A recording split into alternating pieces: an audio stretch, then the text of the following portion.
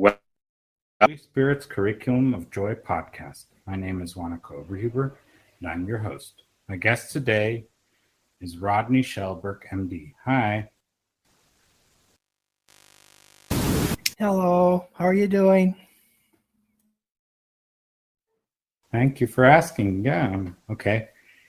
Now, let's go into a topic that is dear to both of us. And you suggested that you talk about how to find the space and the quiet in oneself to hear the voice of God. So I'd like to go into that. Since we already recorded once, we can listen to your story in the other recording, and now we'll go into this topic. So I'm really, really excited about this. Well, thank you so much for having me. It's really a pleasure. And I'm calling from Bangor, Maine, in the United States, for those of you that are trying to remember me. I'm a retired emergency room doctor, and I have several encounters where I was able to hear the voice of God, Christ, or divine consciousness, and that voice would guide me into treating people and telling me what to do. And so I thought it'd be a nice topic is, how do you do that? How do you create a space to hear God? Because all we hear is our ego thoughts, and our ego thoughts are always screaming, you have to do this, you have to do that. You're reacting to the appearances of a world that's quite frankly insane, and you're always on the lookout with attack and defense. How am I going to get through this? How am I going to pay this bill? What's this relationship doing? So I thought what I'd do is start off with just a couple of short stories that are true, that happened in my experience, just to give you a feel for what I did, and then we'll talk about them in a little bit more detail. So the first story happened, both of these stories happened in the ER in the hospital. A trauma patient came in by ambulance, and they were pretty banged up. And so you can imagine, I've got the paramedics, nurses, the trauma crew, and people are running around frantically like in the movies. And everybody's kind of yelling. The patient's very nervous and scared. And my job as the attending doctor is to come into this. And initially, when I was younger, I would get tricked by all the disturbance and the upset, and I'd get pulled into it, start shouting orders, you do this, you do that, and da-da-da. And it wasn't really very effective at helping the patient or myself. And eventually I learned the way to get through this is to learn to be quiet and learn to listen.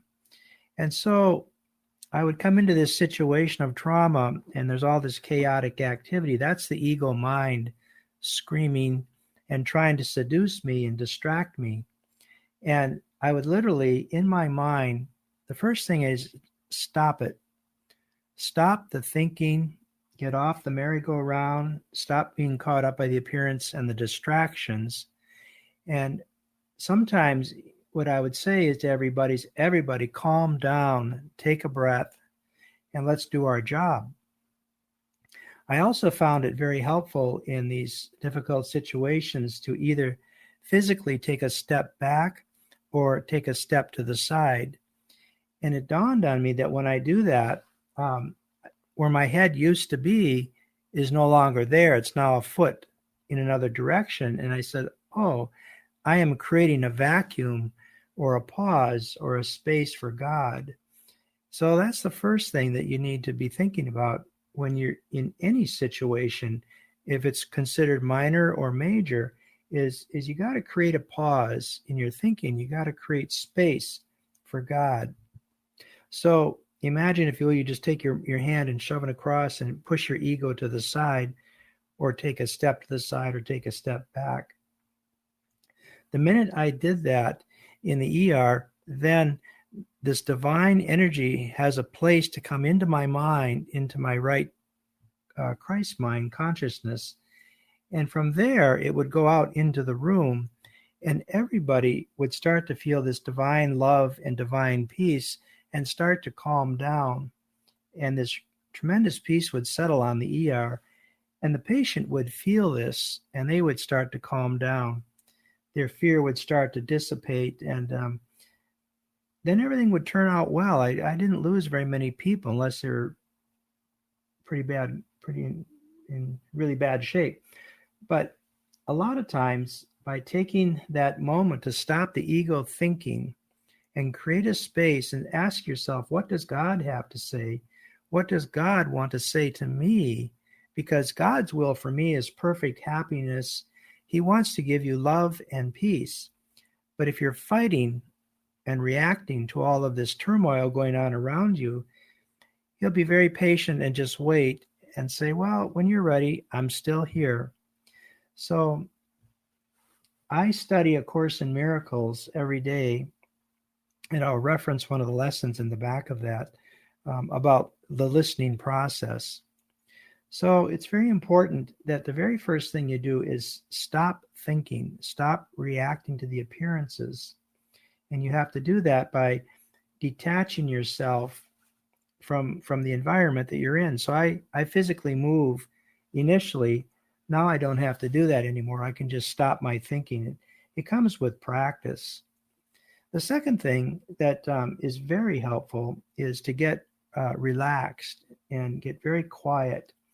And you do this by, initially I would do this with my breathing. I'd take 3 big breaths and just some nice deep breaths and let my shoulders drop. And I get the tension out of my body. And when you take deep breaths like that, you're stimulating what's called the vagus nerve. And that's the nerve that leads to meditation and quiet and peace. So again, you're starting to slow down your thinking, you're slowing your body down. So 3 breaths is just the minimum. But you learn to start to be quiet and to become peaceful. Then the next thing you want to do is you want to develop what I call a listening ear. You intentionally say, I want to hear what the divine has to say. What does he have to say about what I'm doing, what I'm thinking, about what's going on? And as you do that, you're quiet, your breathing's slowing down, you have an expectation that I can hear. And the truth is, God speaks to us all day long. It's just that we get distracted by outside events and we go down these dark roads. And God is saying, come back to the light, come back to peace, come back to love, and let us be one. So that's the third thing, is just develop the expectation, develop a listening ear, that I want to hear what the divine has to say. And the last thing that I do is usually I'm in trouble, and I ask for help. I literally say, Father, Christ, Mother Mary, Buddha, whatever you want to call it, but I want to say, I need help. I can't see well enough to understand what's going on. So sometimes your patients come in, they can't talk and they're unconscious. So you really have no idea what's wrong with them. But when you stop and say, okay, Father, you see everything. I need help with this. The divine will then give you inspiration, a creative thought. That's how God talks to you, is, oh, I know what to do. You get a feeling. You get a feeling that I know.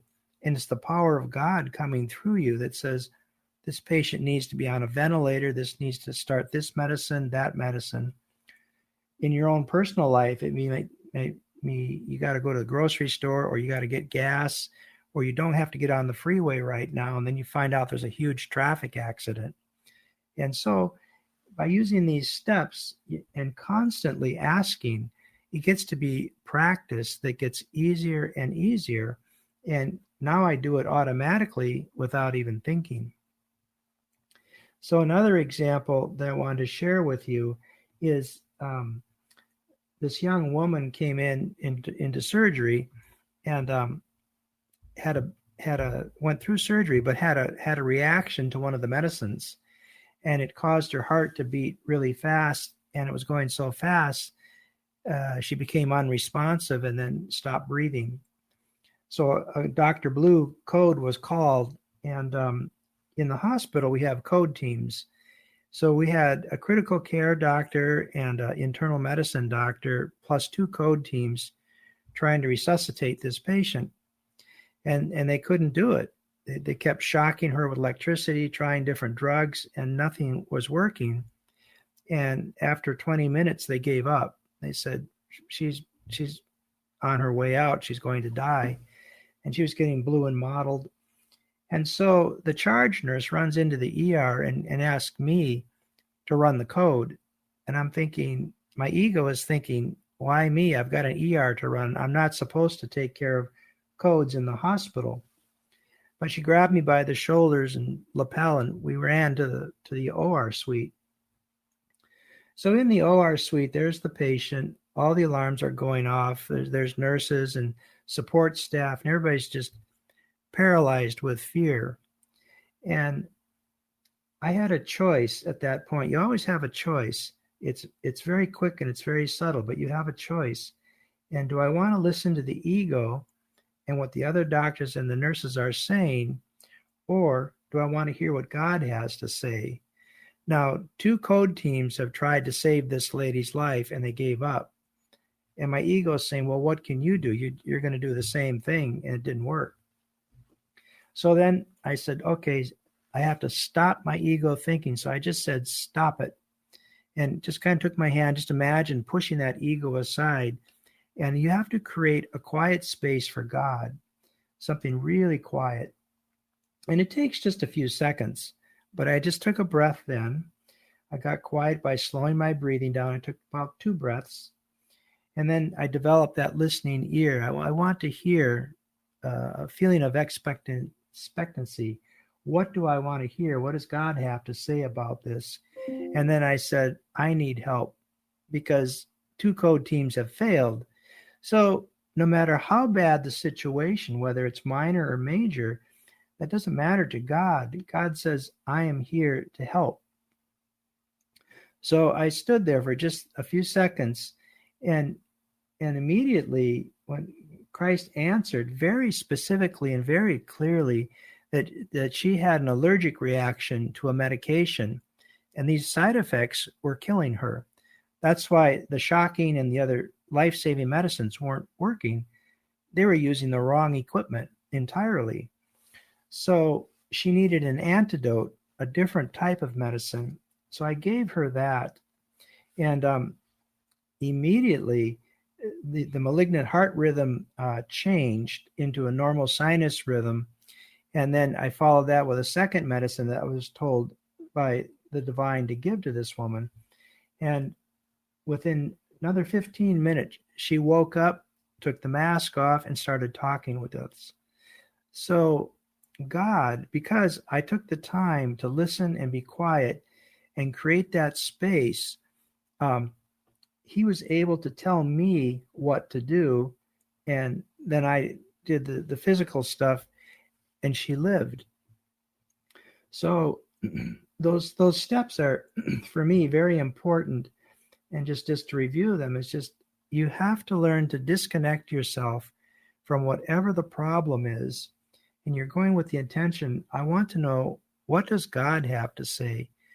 I get it with the ego. He's saying there's all this drama, excitement, there's fear, and I'm reacting to this person that's dying. Okay, that's the ego side of it. Now, what is the other side? And it takes practice to say, stop it. Just stop that thinking and detach yourself from what you're seeing and say, okay. And I did that, as I said earlier, I move to the side or I take a step back. I don't have to do that anymore. I can just be relaxed.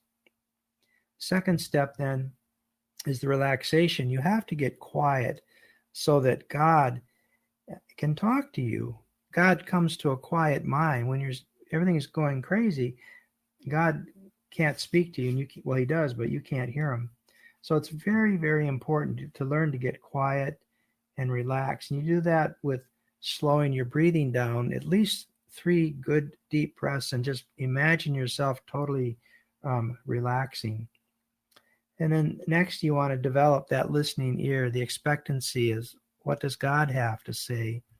And then wait for just a little bit. Sometimes God will answer you a day later or sometimes a year later. But if it's a crisis, he usually answers you right away. Um, and then finally, ask for help. That's when you got that vacuum, you've got that created space for God. Ask for help. So I find that those steps are very good in dealing with any problem that comes my way, whether it's financial, relationship, house, getting on or off the freeway. So, and I was saying earlier that I study A Course in Miracles, and I just wanted to go through lesson number 49, and I'm going to abbreviate it. You don't have to listen to the whole thing, but the lesson's titled God's Voice Speaks to Me All Through the Day. And it starts off with, it is quite possible to listen to God's voice all through the day without interrupting your regular activities in any way. That's very important. You can still do household chores, driving, grocery shopping, taking care of trauma patients, and you can still hear God. It's just practice. Next, it says, the part of your mind in which truth abides in constant communication with God, whether you are aware of it or not, you're always communicating with God. Always, you feel that voice, you feel the energy. It's just that we don't pay attention, we get distracted. So it is the other part of your mind that functions in the world and obeys the world's laws. It is this part, the ego mind, that is constantly distracted, disorganized, and highly uncertain. And then in conclusion for this section, it says, listen in deep silence. Be very still and open your mind. That's where you stop it. You stop the ego thinking and you open your mind to divine. You're creating that space for God. Go past all the raucous shrieks and sick imaginings that cover your real thoughts and obscure your eternal link with God. Sink deep into the peace that waits for you beyond the frantic, riotous thoughts and sights and sounds of this insane world. You do not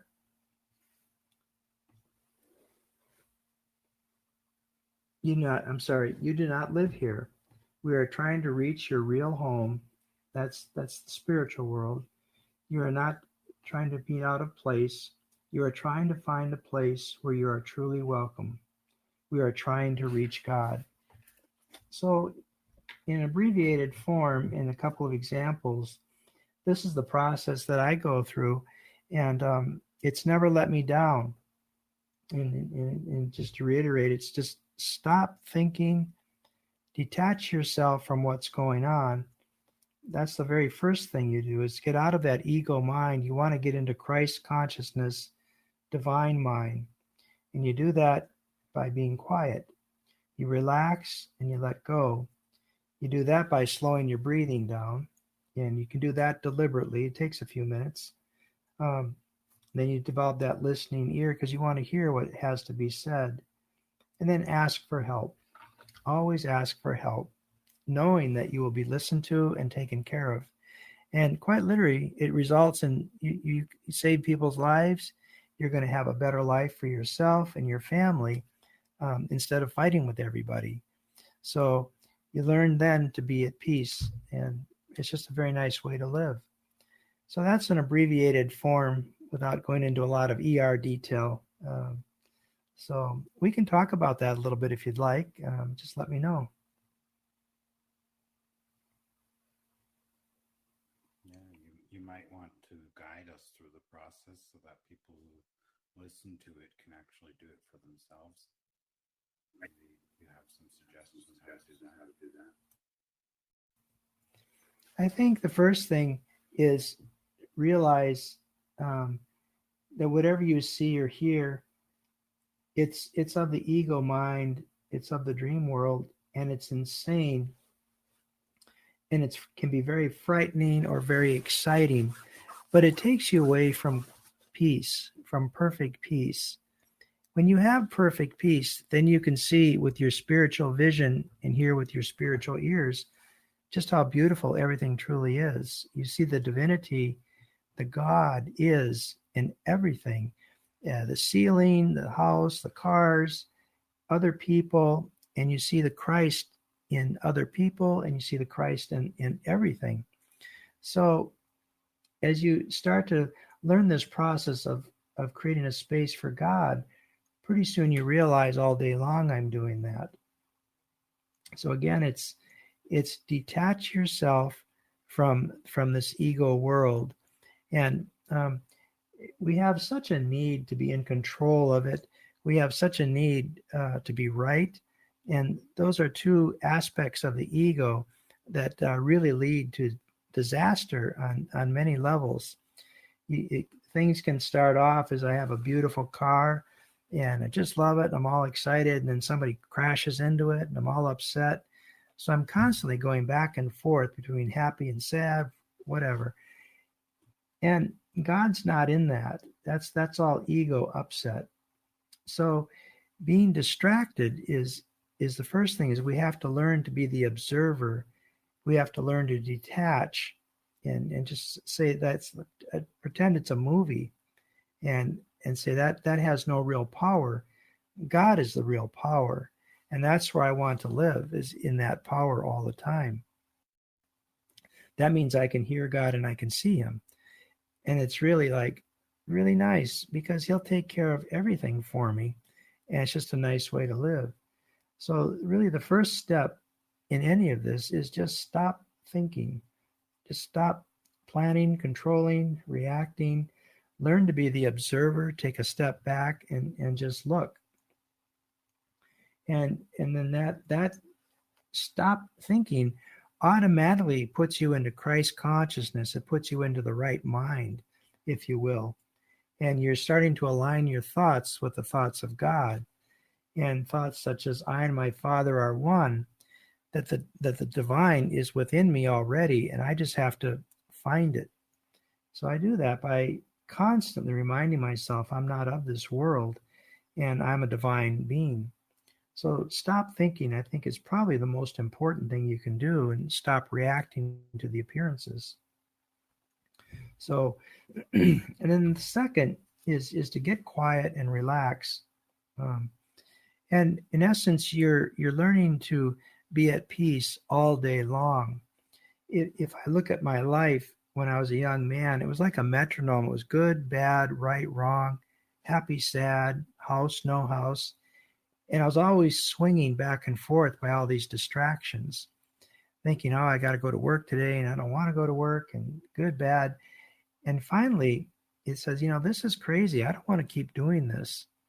So if you think of the metronome, where is the very center where the metronome is not ticking back and forth, but the very center, it stops the movement. And I call that Christ consciousness.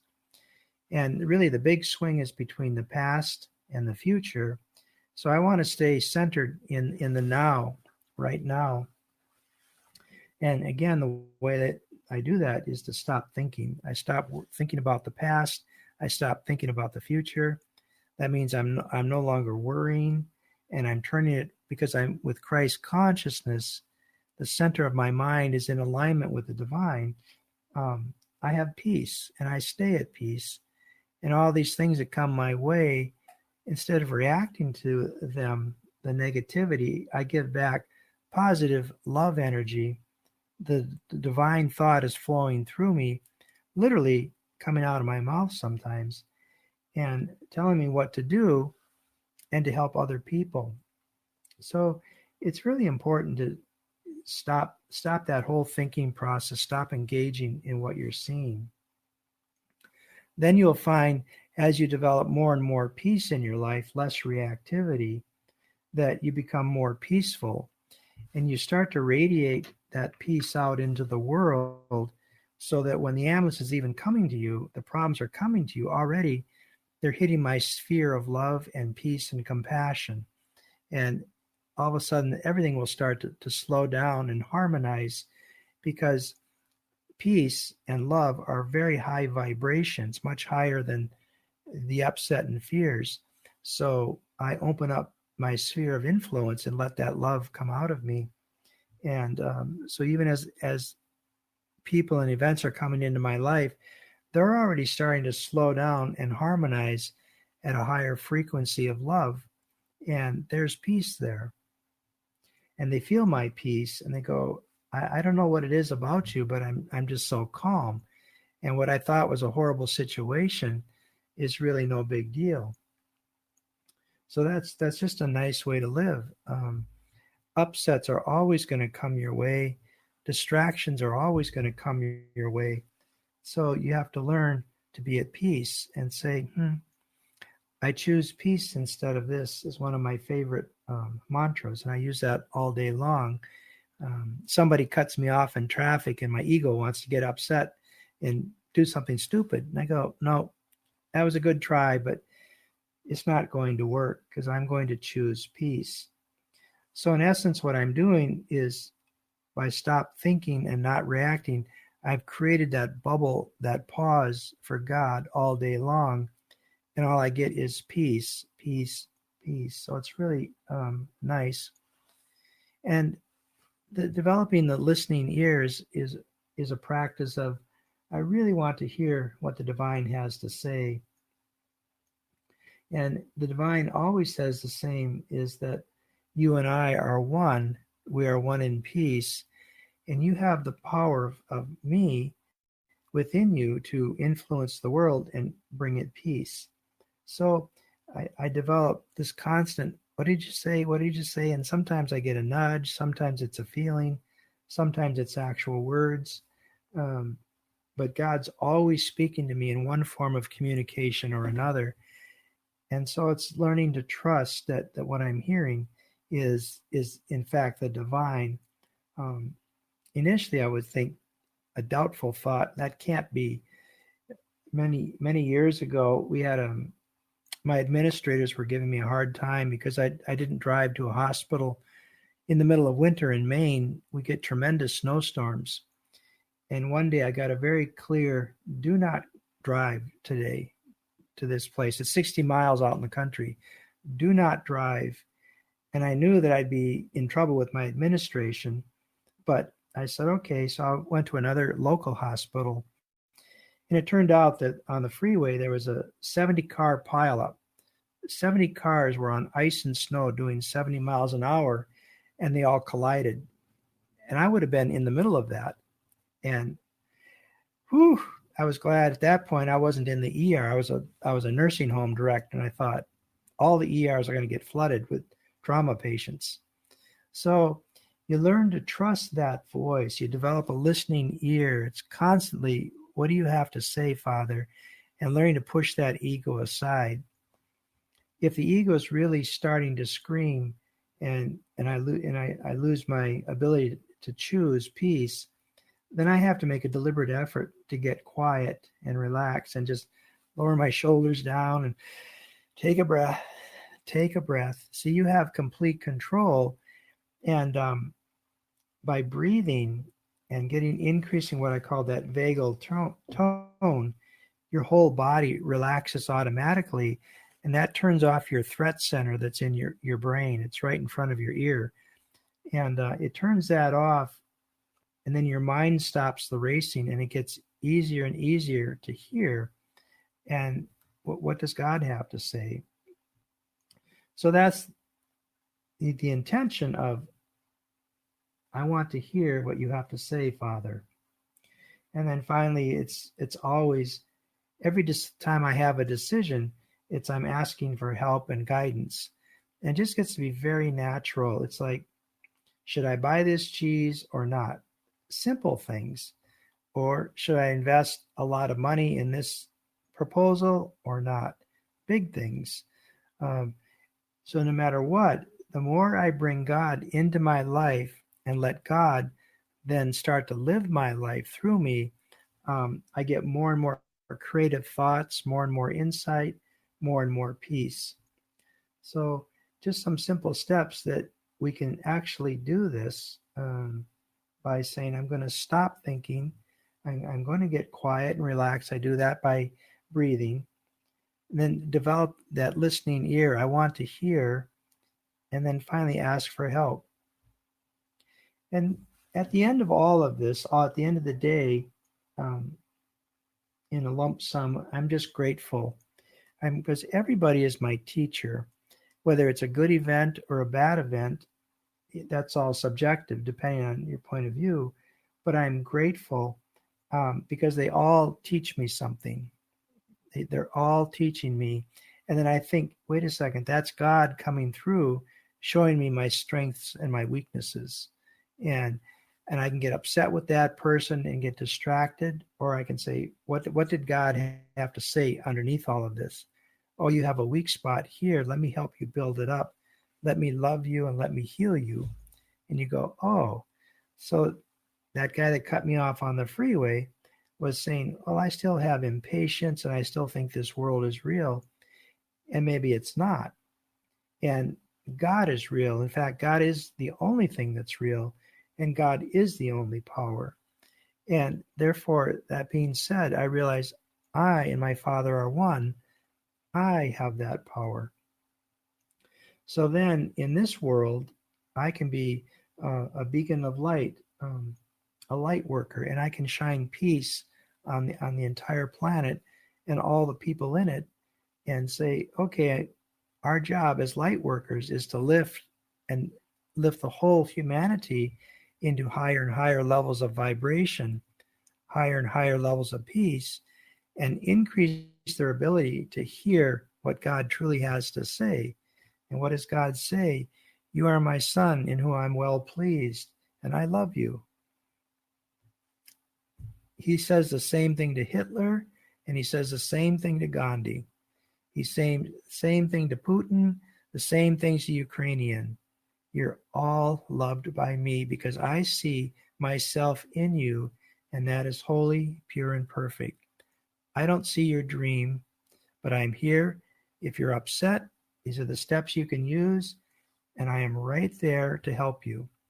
And I will always help you. So if you are forever an aspect of God, a thought of God in his holy mind, and you just have to learn to listen and to be quiet and accept that. So I'll give you a chance now to speak. Yeah, thank you so much for going into deeper depth of it. And perhaps there's a question now that if anyone wants to ask a question, you're welcome to. Otherwise, Rodney and I will continue having our conversation.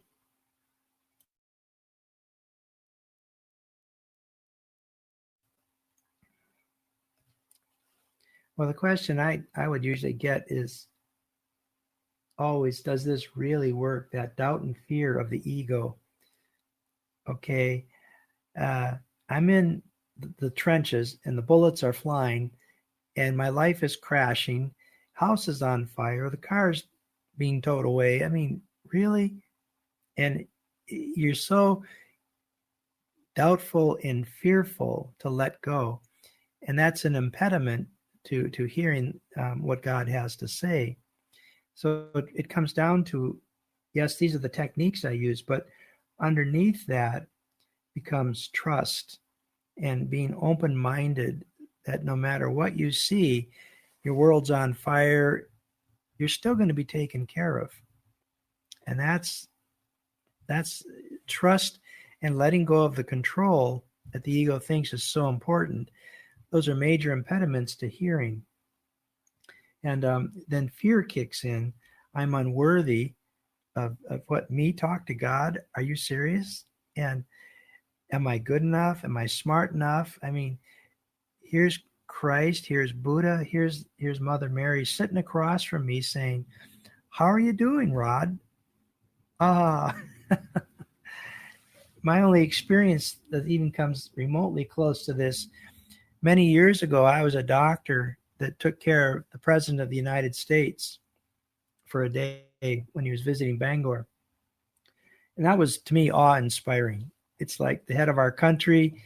And what really scared me was all the guys with the guns and the Secret Service. And I said, okay, I'm going to keep my mouth shut. But when you're talking about the divine, how wonderful that power is, and to say it is so loving that all it wants to do is give you love. And we have doubt built into us. We have fear and am I good enough for this? That was a very hard thing for me to get over, that I was worthy of this, because I finally realized that the divine is already within me. And I grew up Catholic, and I was taught to go to church and pray, and there's this statue on a cross, and was always judging me whether I was right or wrong. And I had to work through those traditional fears and beliefs. But God's very patient and he's very kind. And so he initially starts off with thoughts of, you are loved, and I will guide you and help you, even though you're not going through the process of creating the vacuum. Once you've been touched by God, you have no choice. You're on the path.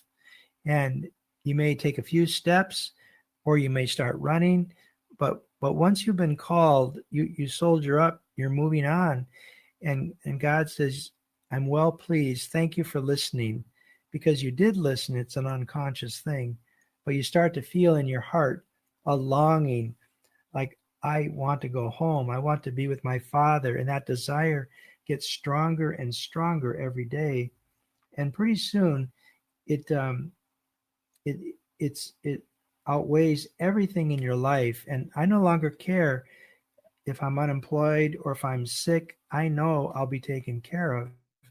And my job then is to listen very carefully, because God says, this is a lesson. That's all it is. And it's a lesson where you're blocking my love to you. So trust in me, believe that you are worthy of my grace. And you already have it. It's already within you.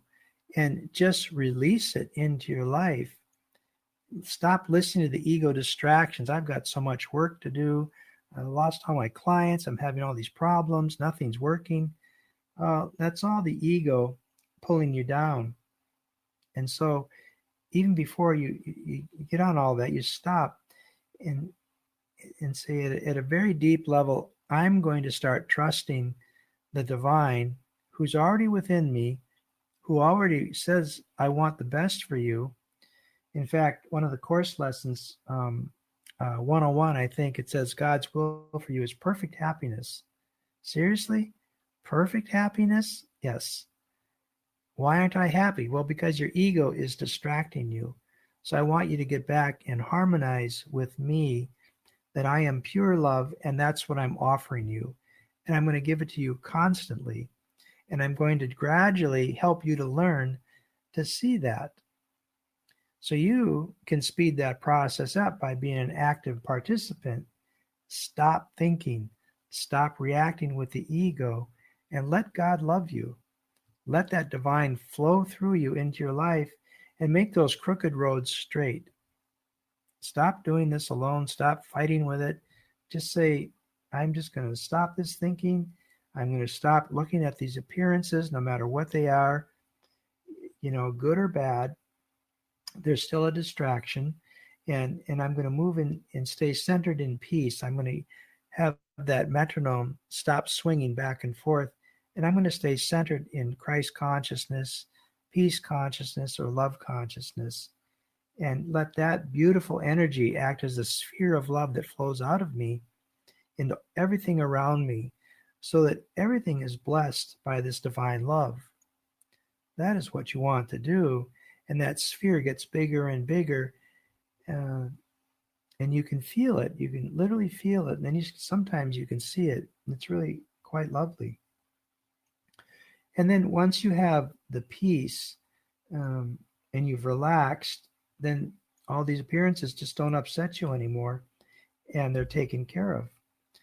And then, like I said earlier, if you fall down, and I do every day, something sucker punches me or gets me, and I just have to say, oh, okay, you got me, and the ego got me, and I forgive the illusion, I forgive myself, and then I get back into that Christ consciousness, that centered in peace, and I again start up that listening process. What does God have to say about this? Oh, you fell off, no big deal, you made a mistake. a minor sin? No, you made a mistake. I'm a bad person? No, you made a mistake. I'm still worthy of your love. Yes, you always have my love. And you you just let it go and you just smile and keep on going. And it's so beautiful that the divine goes before you and always creates peace. So I'm at perfect peace and I just relax. Um, but it takes undoing and unlearning of the ego tactics and tricks and to get out of fear-based thoughts in order to do this. And fear is a great hook. And it's like, but if it's fear, it's not made by God, therefore it's not real. So if I'm afraid, I'm in my ego mind and I have to get out of it.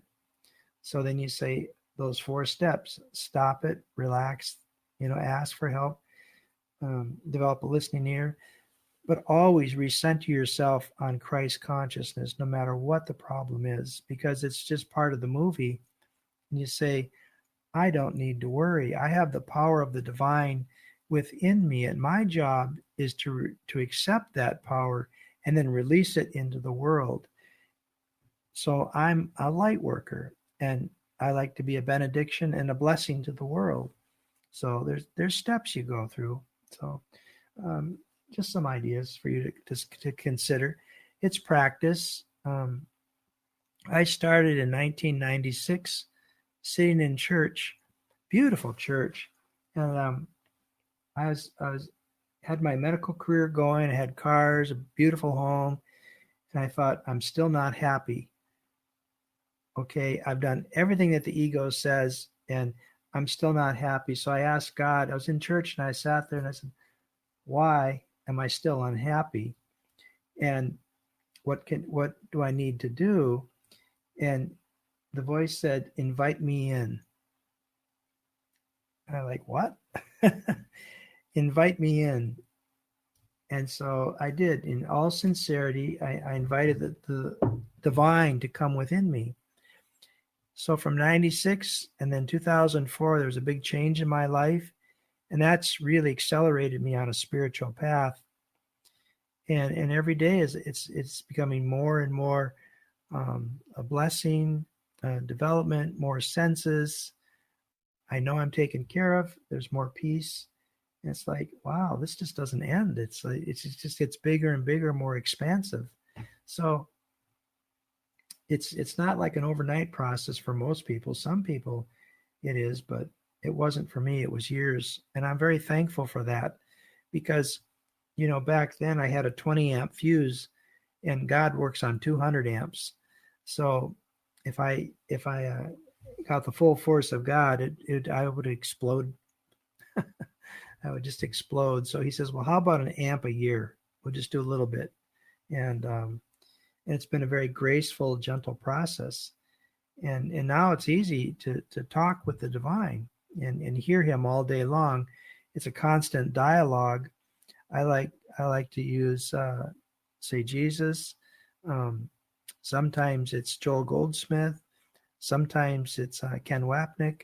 But there's different, whatever form the divine chooses to use to talk to me is what he uses. Sometimes it's a feeling, a sensation, an intuition, a creative thought, but all these different ways that God communicates with us, we just have to be attuned to it. Listen for it, and then when you hear it, act upon it. So that increases your confidence and that increases your trust, and it makes this whole process so much easier. So pretty soon, at the end of the day, I feel like a little child, and I have my hand in the hand of God, and He's like my Father, walking with me, leading me, and He's actually walking a little ahead of me, and says, "Let me just clear these roads for you, so you don't get into these entanglements." So I'm at peace. Yeah. So learning to let go and trust is really at the beginning of all of this, but the biggest thing is when everything's on fire is just stop thinking, stop reacting, and create a space for God. What does God have to say that's going to get you out of this mess?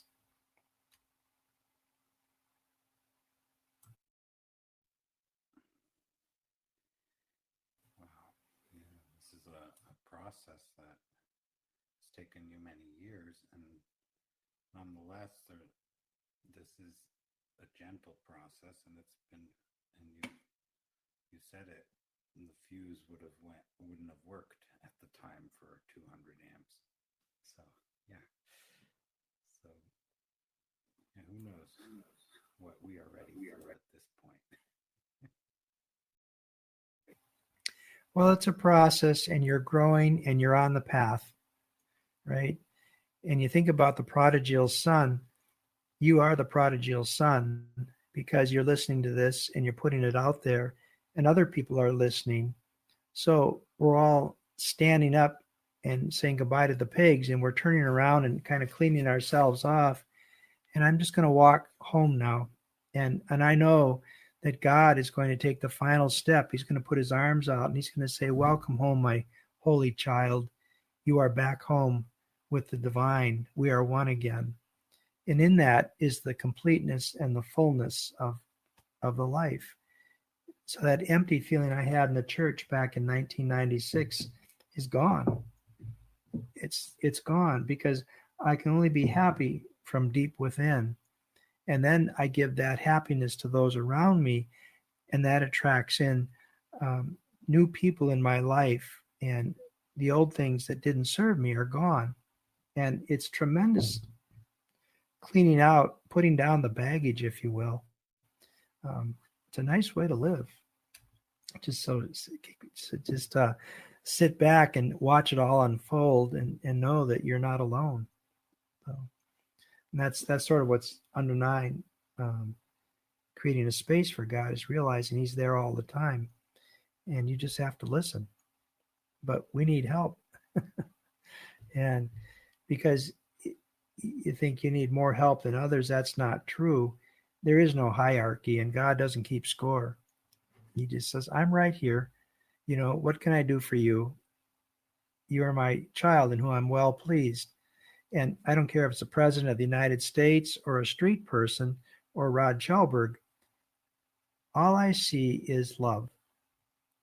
And that love has a dark spot. Let me wash that clean and help you out. So it's like, learn to let go and trust, and know that, as Christ has told me many times, all is well. Fear not, all is well. I'll be quiet for a few minutes. Yeah, all is well. I think that's one of the most surprising messages one can get. One gets it all the time and doesn't know why, right? But it's true. So yeah, that's beautiful. And yes, you want to have exact instructions for things, and you did get exact instructions in the ER and in other situations. And so obviously that is an option too, right? To get exact instructions on what to do, what decision to make, or so on top of the message, all is well. Yeah, sometimes I get a plunk on the side of the head like that. I'm like, ow. Jesus loves to tease me. And in those two cases, in the second case I talked about, the young lady, he literally shouted in my ear. It was real clear. There was no, gee, I wonder. It was very clear. And like, you don't have a lot of time here. You've got like a few minutes and she's gone. It's pretty intense. But the more intense, the louder the message. That's been my experience. And it's always my voice, but it's certainly not my thoughts, because I'm clueless. I'm like, okay, I don't know what else to do to save someone's life. But God, Christ, the divine, always knows, and will always give you the correct answer, and will always guide you. You'll never be led astray. The ego will get you into trouble left and right, but not God. He's never done that.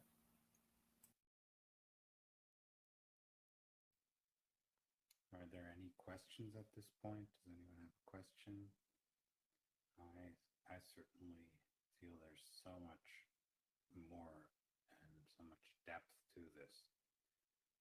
So when you allow yourself to stop, right? Like you said, stop what's going on, stop thinking about the future and the past, worrying or getting upset, and then make space by breathing deeply and then ask for help. Those are really, really good steps to do it. And yeah, and you, like you said, I think that's really beautiful. No matter how much is going on, this works for you. And so it can work for anyone because you certainly were in pretty deep trouble and in certain situations, and you were able to get the answers you needed and the help.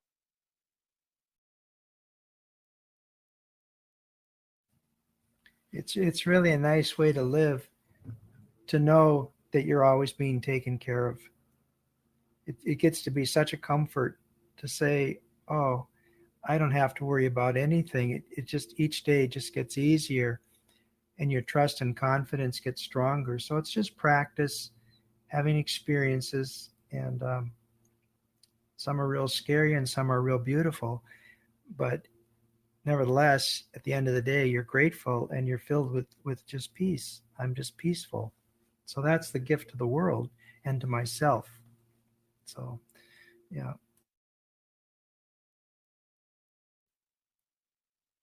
Let's go into another subject. You have told me that you do one-on-one consultations with people. You speak with them. You share your thoughts, and they share their thoughts with you, and how that has been helpful over the years. Would you like to talk about how the divine, in whatever form it appears to you or comes to you, has been helping you to help others, your siblings, right? Well, thank you for that. Um, I've changed from medicine to spiritual medicine, and people get stuck either with a physical illness or an emotional upset or something that's causing a spiritual upset. So there's many areas in life that people get hung up. So what I do is I listen, and sometimes it's a talking session. These are 1 hour sessions, and that person will just talk about their problems, and I get divine intuition to say, oh, you should do this or you should do that, and it explains what's going on. So there's a physical communication, but there's also a spiritual communication going on. And the person, as they start to understand about their problems, healing starts to occur. So all illnesses are created in the mind first, and then they're projected onto the body. And then we get trapped in thinking, oh, you've got cancer. Oh my God, what am I going to do? And that fear kicks in. You think the cancer is real. Then what do? You go to outside of yourself, to outside help, the doctors and hospitals. And that's all well and good. But you can also say, well, I have the power within me to heal myself. So depending on how much faith you have, a little faith or a lot of faith, it's like, I hear what the divine has to say. We'll talk about that, and your fear will start to go down. As your fear goes down, your healing goes up. And you're saying, oh, the cancer's not as bad as we thought. Or in some cases, over a year and a half, the cancer is gone just by talking about it. Sometimes I've had acute intervention where one man was complaining about his back, and he says, oh, by the way, and I hate oh, by the ways. They're the worst. But he says, oh, by the way, I'm having dizzy episodes. And Christ shouted into my ear, he has critical aortic valves closure. He's going to die. And so I told him that. He went to the ER, and sure enough, his valve was critical. He had surgery the next day. And during that process, they replaced a valve. So he didn't have time to meditate and talk about it. I mean, death is knocking on his door. We still use medicine. But I said, you're going to be walking that day, which is normally impossible. and you're going to be discharged in 5 days, which is utterly impossible. And yet, that's exactly what happened. So he gets a new valve. He's walking around the unit at night, just had open heart surgery. He's walking around, no pain. In fact, his back pain is gone. And he's like, I feel great. And he kept bugging the nurses. After 5 days, they said, all right, get out of here. Um, so that healing process is always there. Then the second thing that I do is I lead you in a guided meditation. Um, and I help you to relax. And then at that point, a lot of times the divine comes in and I channel, I feel the energy, I feel you. And sometimes there's a touch, sometimes there's a sensation, a feeling, and I convey that to you in this meditation. And then the third closing thing that I like to do is channel that divine love, let it flow through me into you for your healing to occur. And that's when people, many times, if they're open, they'll say, I saw lights, I felt this, I felt that, and gee, my back doesn't hurt so much anymore. And it's like, okay, we do a lot of simple treatments like that. These sessions are on Zoom, and mostly because of all the, I'm kind of far away from people, but it doesn't matter because all minds are joined. So I can channel energy to you right now if I so choose, and if you're receptive to it. The people that I have trouble with are not receptive to that kind of healing. They want to take a pill, but I'm 50% responsible, you're 50% responsible. So it's just healing sessions that I offer people. And I've seen some pretty amazing things, and people have been happy with that. So, I created a website, drrodchelberg.com, that people can go to, and they can just sign up for a session. And it can be one session, or they can have several, whatever they want. There's no real formula, but towards the end of the session, I get guidance that, well, you still have some resistance, some blocks. Let's do another session in, say, 2 weeks, and let you mull on what I've told you. And it's like, it's been very satisfying to know that the divine has flowed and touched, and you start to lose your fear of the illness, and you slowly heal. But then the ego comes back to you and says, "Oh, are you sure? I think this guy's a fake." And that doubt starts creeping back in, and then the illness comes back. So, okay, like in medicine, you need a booster shot because the ego is very sticky and tenacious. It'll just keep pulling you down, and we want to just cut those tethers and make you free. So give it a couple of weeks and do another session. You get your booster shot and what's worked, what hasn't. And then we go through the same process of a healing, guiding meditation, and then channeling of divine love. And then on occasion, in the middle of the week, somebody will call up, they're in crisis, and I'll just channel love to them for whatever. And they feel it, and then things manifest to all that pressure and fear and discomfort all goes away. So something I do. I'm out of medicine now. I'm retired, but I still like serving and helping people. So this is a skill that I too am developing and getting better at.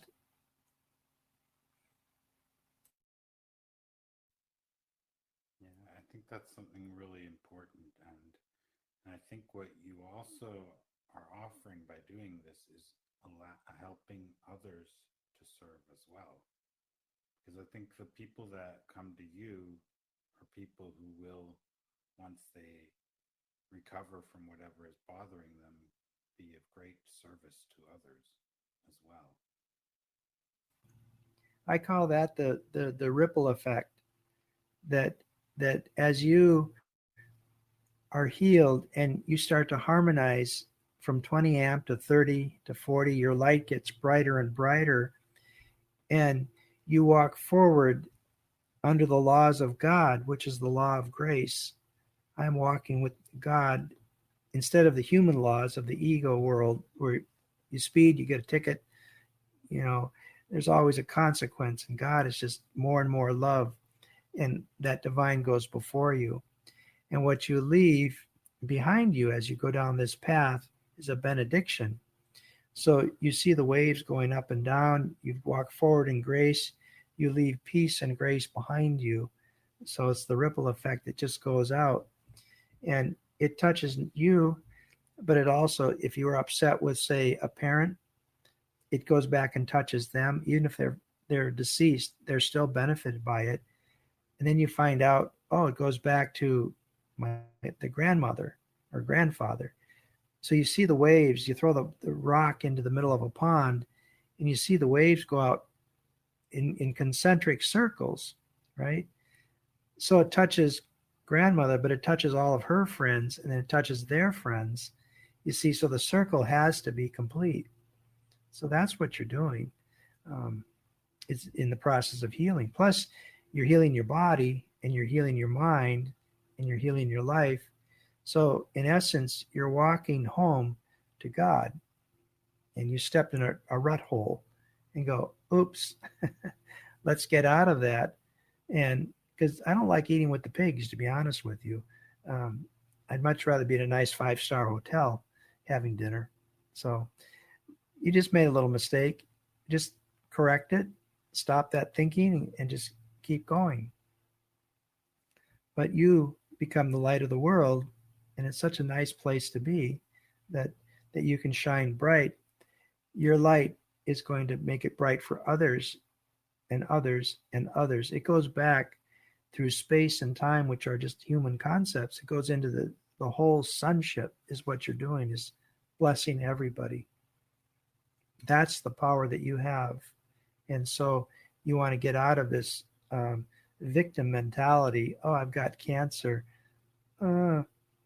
It's okay, because you can transcend that thought and say, again, stop it. That doesn't have to be a trauma patient. It's an abnormal thought that you're having of fear made manifest as cancer.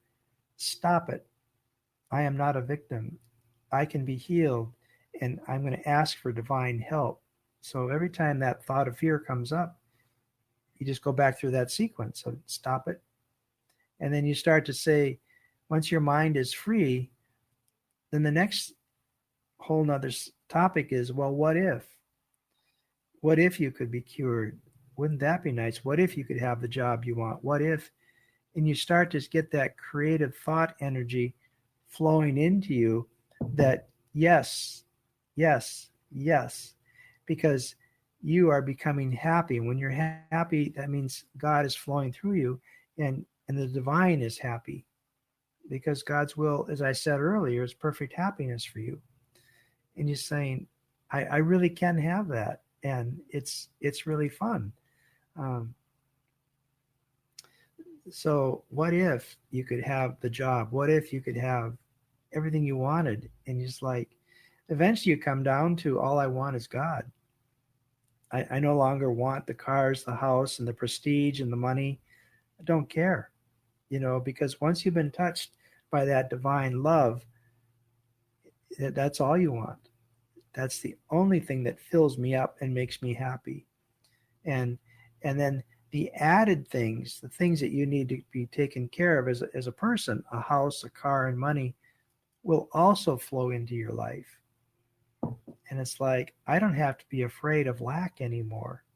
I don't have to be afraid of illnesses anymore. I don't have to be afraid of bombs anymore, because more and more I know I'm divinely protected, and the added things that the Bible talks about are given to you, because it's God's good pleasure to give you the kingdom, the freedom, the life. And you're going, boy, this just gets easier and easier. And the things that don't serve me are taken away. That's okay.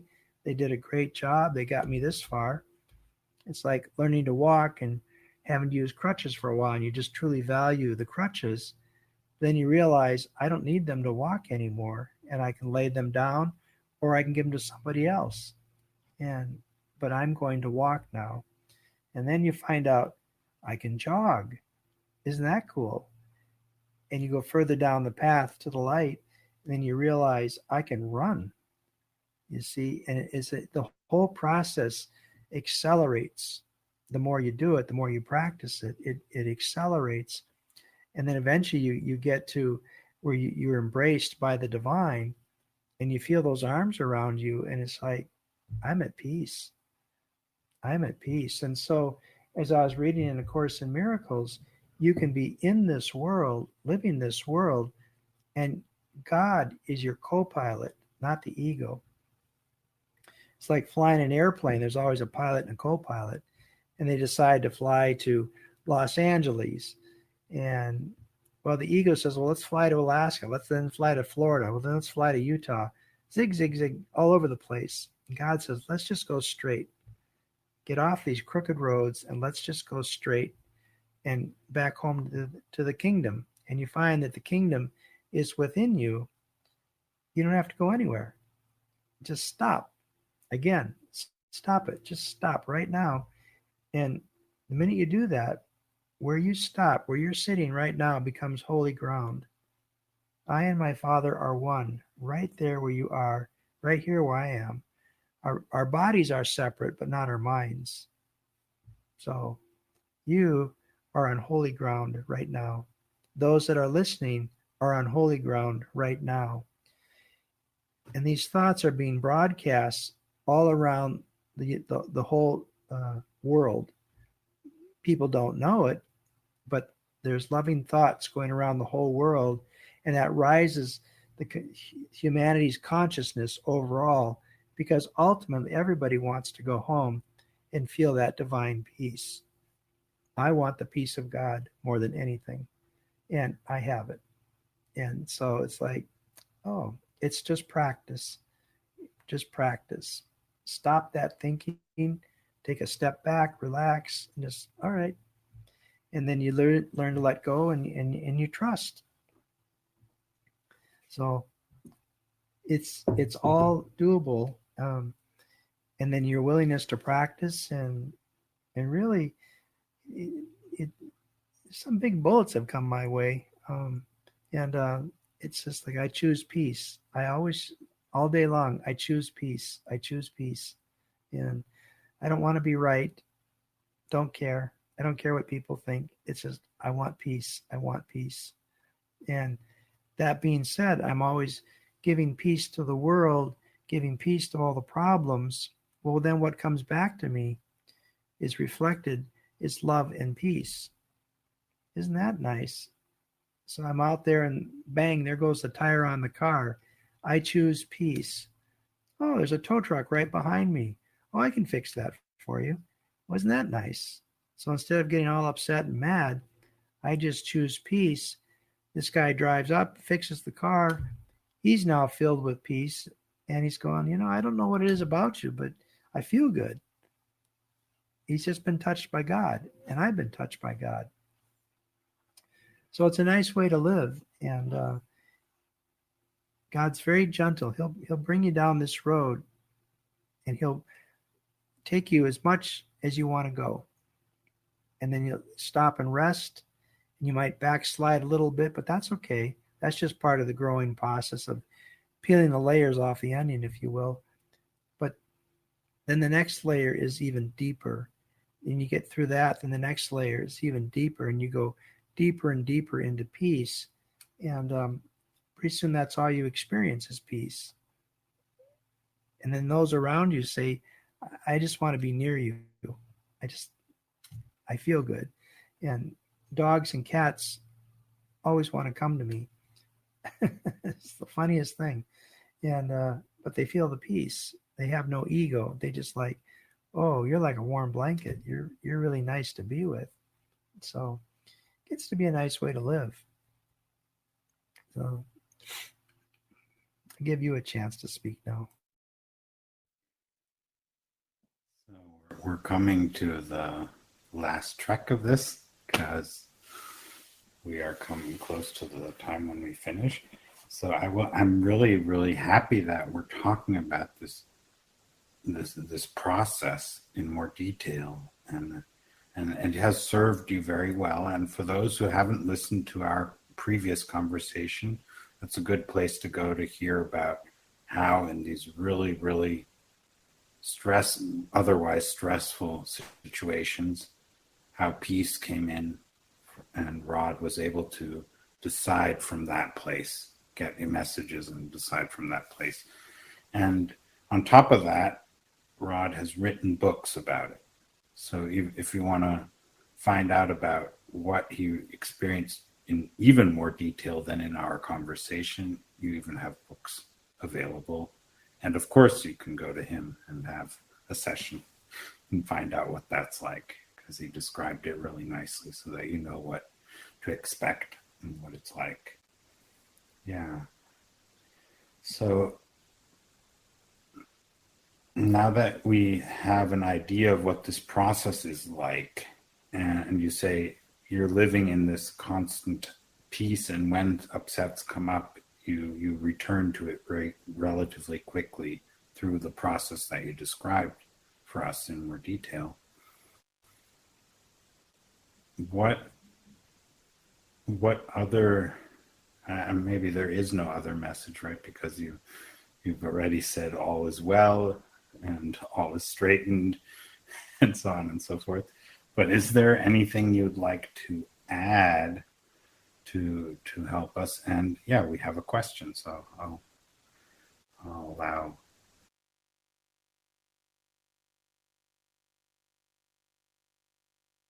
So go ahead, Jens.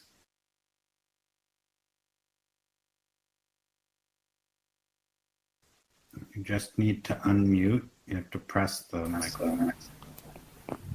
Can you hear me? Mm-hmm. Because I only can hear Rodney. When I cannot hear you because when you speak, it's hardly to hear. So first, I wanted to thank you for this wonderful atmosphere during the live stream and the trust that's coming through. And may I ask a question?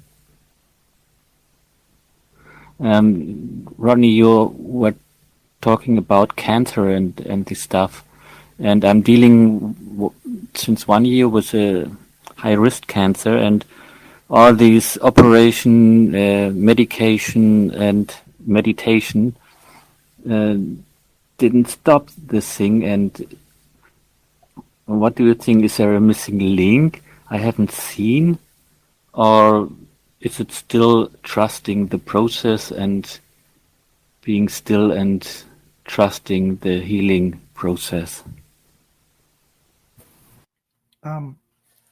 It's still, you're on a learning growth curve, and it's again learning to be quiet and trust that you'll be taken care of. So I personally had 3 different cancers. I had in 2000 colon cancer, then I had kidney cancer, and then I had testicular cancer. And in all of those, I had surgery to remove the cancer. I did not have the spiritual strength, if you will, to accept that I could heal myself. But I still had a great deal of doubt that the doctors were wrong and that I could heal myself. So it came down to, can I get quiet enough in my mind to stop being fearful? And can I get quiet enough to accept that I can be healed, that the divine within me is going to heal me? And the answer was yes. So my last cancer was 2014, and so that was taken out surgically, and then I just didn't have any more follow-up with that. I said, these problems are not real in my mind. And your challenge is you have to learn to step back and be the observer and say, oh, this body has cancer, but actually there's a thought in your mind that you're unworthy of love, and you're manifesting that, so that there's a guilty thought that you've done something wrong. This is very deep for you. It's all the way down to your sacrum, and you've worked on this before, and you're you're you're getting more comfortable, learning to trust. You don't have the full strength, so you need to lean on the medicine to help you, and that's okay. There's nothing wrong with that.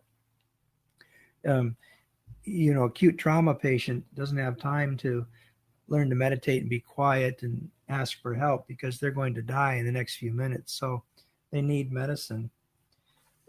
So in your case, it's you're taking on a big chunk of spiritual development. You're deciding to do a broad jump, and this whole ego is pulling you down and making you think that you're unworthy and that it's not possible to heal. So what you find acceptable is medical healing, which is great, but you can add to what you're doing to say, I'm going to have an easy surgery, I'm going to have a successful chemo, I'm going to have a happy life, and start to see yourself, a year from now is cancer free. See, right now you're seeing, it looks like I'm going to die from this, but you can change that and say, I choose peace instead of this. That's every time you talk to the doctor or you get the report, no matter what it says, I choose peace instead of this. I choose to align myself with God. So when the doctors talked with me, I would say, I hear you, but I'm not listening to you. I said that in my mind, because you can't say that to a doctor. They get upset. I don't know why. But I hear you, but I don't listen. I'm not going to accept what you say is true. I'm going to go and find the Christ within me, and I'm going to let that Christ express its love into my life. And I'm going to let that love lift me into a higher and higher sphere of health. And so that means that the chemotherapy is going to be much more effective. The care is going to be effective. And I'm going to be blessed by this instead of persecuted by it. I am loved. And I'm going to allow that love to come through as an adjunct to boost the chemo and the surgery. And I'm going to change my thinking. I'm going to stop it. Stop thinking negative thoughts. They're unconscious at this point. And that's what makes it tough. But you can still say, I stop it. I'm not going to listen to what the doctors say. I'm going to accept divine intervention. I'm going to accept healing. I'm going to accept peace. Those are your true gifts. And then they start to manifest in your life. And you say, look at that cancer is starting to regress. Express the gratitude that, you ask for help on a deep level. And it came. So it's like stop your thinking. It's unconscious. I get that. That's what makes it tough. But you say, stop it. I am a child of God, and I'm protected, and I'm taken care of. And believe that wholeheartedly. And your mind heals with those thoughts, and you have your freedom. So it's not like you're doing anything wrong, but just start to question the validity of what the doctors are saying and things like that, and know that you ultimately will be given peace. That is really what you want, is the peace of God. And whether you have it in this body or not, it really doesn't matter. Once you have that divine peace, you heal. Your body reflects the healing process. So you can do it. You've got the power of God within you to heal. And it's a matter of accepting that and stop aligning your thinking with the ego, the thoughts of fear and pain and suffering and death, and align yourself with the thoughts of God, that I am healed by the mighty. I have the power to heal myself. Let that divine uh, love flow out of your heart into your life. So it's like you've got a lampshade of fear. Let's just take that off and claim your freedom. So you need a crutch for a little while to help you. That's called surgery and chemotherapy. But it gets to be less and less and less the more you accept that I am a divine child of God. I'm protected and taken care of. I don't have to worry anymore. So it's just practice. It's just practice. But go with the intention that this is all going to work out. Go with the intention of seeing yourself in a year as having a very healthy body and be at peace. Be at peace with that. So that's my 2 cents worth for you. Thank you very much. You're welcome. You're very welcome.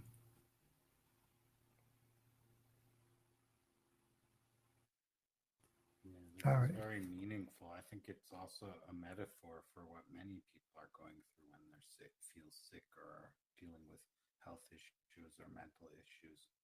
Is this needing to choose to see that there might be another option, right? There is another option, and there is an option to choose differently about things, or like you said, not listen to the negative as much, or start changing your mind about it slowly but surely. I think that's really good advice. Well, that's the same as the ER story I was telling you about. And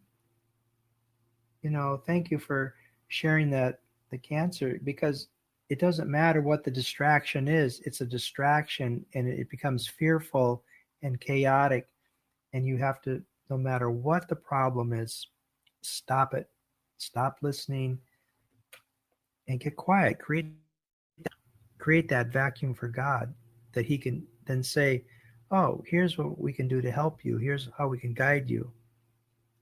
He's always talking to you that I love you. I'm going to take care of you.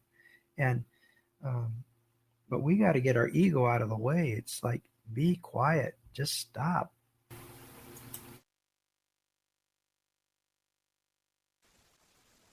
Yeah, so thank you so much for sharing your experiences with us, and also responding to these very concrete concerns and questions that come up in our minds, and these scenarios of how the ego is making us go down the negative funnel, or whatever you want to call it, right?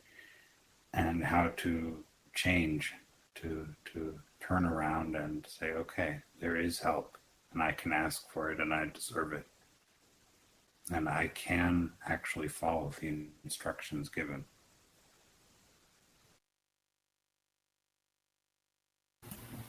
Yeah, it's all practice.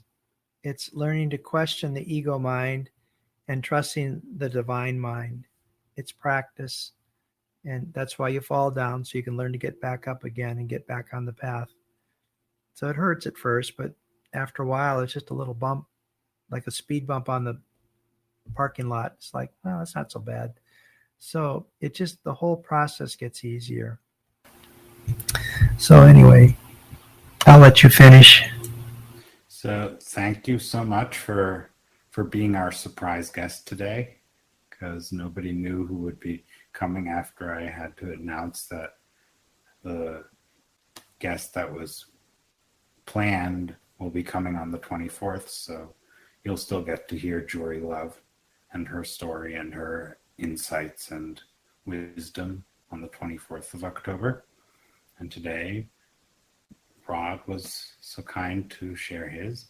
And I think it's really beautiful because it's a follow up on what we talked about in the previous conversation that we had. So this really deepens and strengthens the whole thing so that we can have even deeper insights and understandings of what you are given to spread or to extend. And we all are joined in this. So Thank you, everyone, for listening. Thank you for participating. Thank you for sharing. And please spread the word, subscribe, and just enjoy. And there's really a lot to listen to. Yeah, next week I have another wonderful person as my guest. So that's going to be really exciting. So Scott DeTamble is his name. Yeah, so this is going to be really fun. So thank you so much, and please join us some more. Blessings. Bye-bye. Bye. Thank you. Take care. Bye bye. Thank you.